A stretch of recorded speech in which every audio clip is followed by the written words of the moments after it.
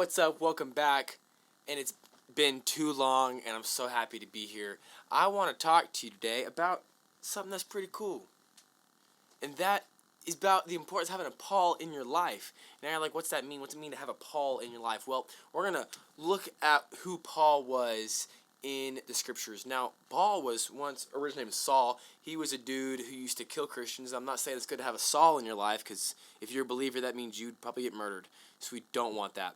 What we want is someone who, because after Saul became Paul, man, he took the gospel serious. That dude got beat up, drug out of his city because he was proclaiming the gospel, untied the rope from his ankles, and ran back up in that city and continued to preach the gospel. Like, this dude took the word of God serious. Not only that, he was a discipler. So if you're familiar with Timothy, in Timothy 1 and Timothy 2, those are two letters that Paul wrote to Timothy, who was his protege, with the apostrophe over the E, you know. He was one who he discipled. He raised up, and then he entrusted the church of Ephesus to him. And so when I say it's important to have a Paul in your life, what I'm saying is it's important to have somebody in your life who is discipling you, who is intentionally spending time with you, saying, hey, follow me as I follow Christ, who lets you into the nitty-gritty so you can learn from that. But now it's important for you to receive that, for you to seek that out. Find that man who's faithfully following the Lord, and you can see that in the way he treats his wife and the way he treats his kids. And for ladies, find your Paulina. Find that woman who's faithfully serving your husband and who's faithfully serving her kids, faithfully serving your church, and how just is a good example of what it means to be a believer.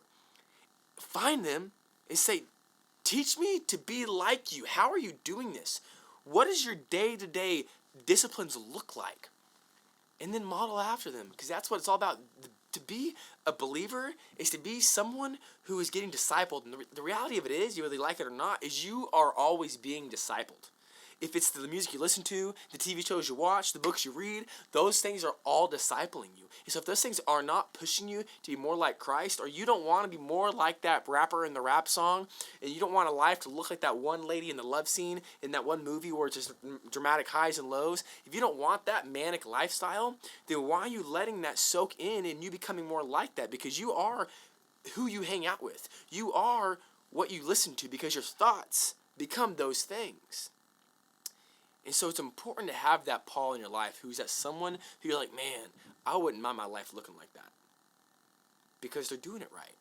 So find someone who's older and wiser and doing it right, and be a Timothy to them.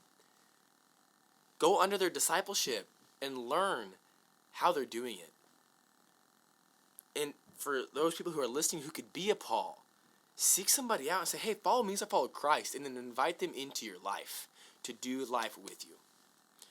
So to go forth and look more like Christ is to go forth and have somebody who speaks life into you and who can call you up and call you out. So go forth. Find a Paul.